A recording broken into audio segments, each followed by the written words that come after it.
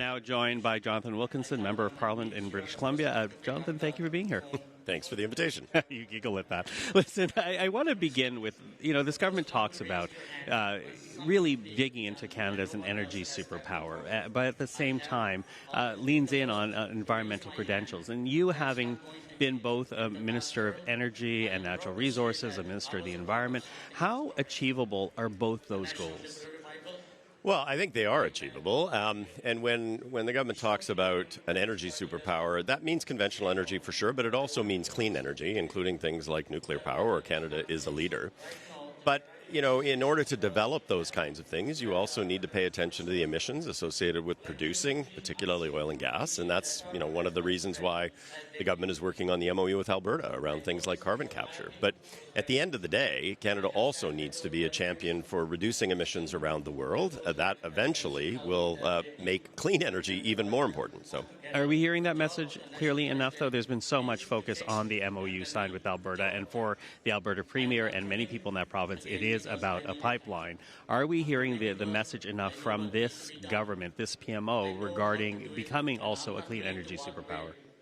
Well, I certainly hear it from the Prime Minister in terms of his dedication to the clean part of the energy conversation. And look, I knew Mark Carney when he was the special envoy from the UN Secretary General when I was the Minister of Environment here. I used to see him at all of the global climate conferences. He is somebody who cares passionately about the environment, but he also cares passionately about the economy. And I don't think there's any inconsistency there. I mean, at the end of the day, we will start to see a decline in the utilization of fossil fuels over the coming decades.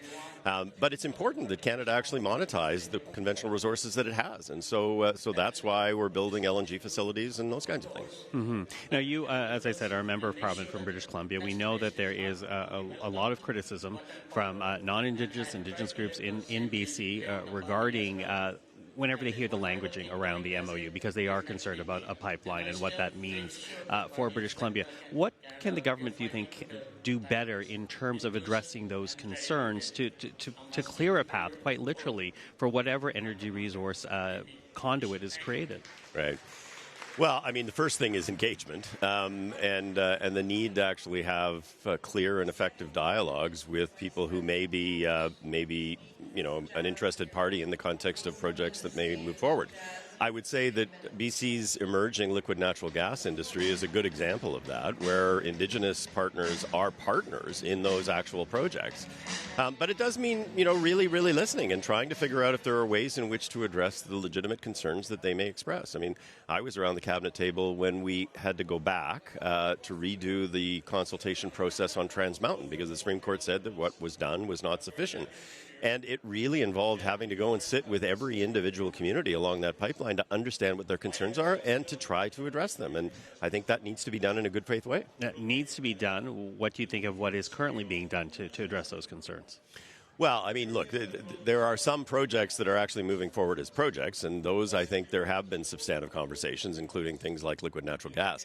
There's no route right now for a second pipeline, but certainly as they move towards identifying different routes and potentially moving a project forward, assuming there is a private sector proponent for that project, there will be a need for significant engagement and discussion if they're to move forward. And that's not just the right thing to do. That's what the Supreme Court has told us that we have to do. Mm-hmm, mm-hmm. Now, we have heard reports, or seen reports rather, of the Alberta government getting impatient with the PMO. They want to see the MOU they signed, and really for them it is a lot to do about pipelines. They want to see that moved forward quicker than it has.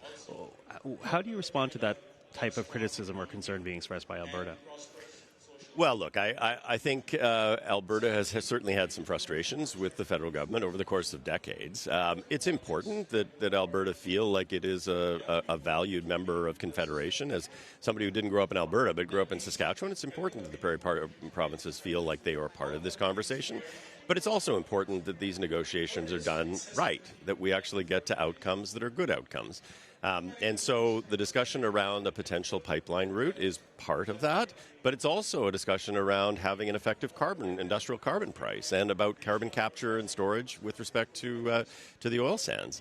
I think that Prime Minister Carney and the government is taking the time that is needed in order to actually ensure that it gets it right. And I think that, Premier Smith certainly would like that as an outcome as well. Is there anything that can be done to expedite it?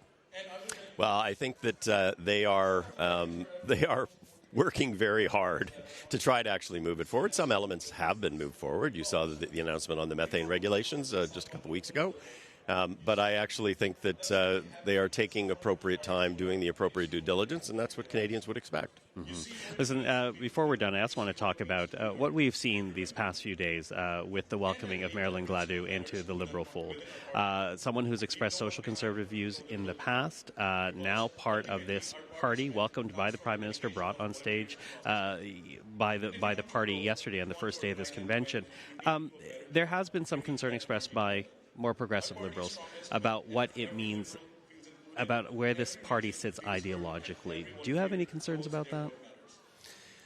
Well, look, I mean, there are a broad range of perspectives already within the party. It's not like everybody here or within the Liberal caucus agrees on every particular item. I know Marilyn Gladu. I think she's a very lovely person. I take her at her word that she actually supports the work that the Prime Minister is doing and wants to be part of that conversation. And so, at the end of the day, I think it's a good thing. I think it's a good thing for Canada to have a majority government. It will allow for more effective longer-term planning, which at this point in Canadian and world history, I think is a good thing. Does it create a challenge for caucus unity, though? I don't think so. As I say, there are lots of folks across different parts of the political spectrum within the Liberal Party. It's one of the unique things about the party is it's a big tent, and we can have robust conversations and disagreements within the party. And I think that's all to the good. Mm-hmm. Now, forgive me, I need to ask this because there was a few months back some speculation about your political future and what you wanted to do and whether or not you would be looking for a diplomatic appointment, as some of your former cabinet colleagues actually did do. What does the future hold for Jonathan Wilkinson? I'm focused right now on being a good MP for the citizens of North Vancouver, Capilano. I am not seeking anything, but of course I'm reflecting on where I go from here. But at this point in time, I'm working to be a good MP for the people who actually put me here. Did you see yourself staying with this government until the next election? I haven't made any decisions about any of those things.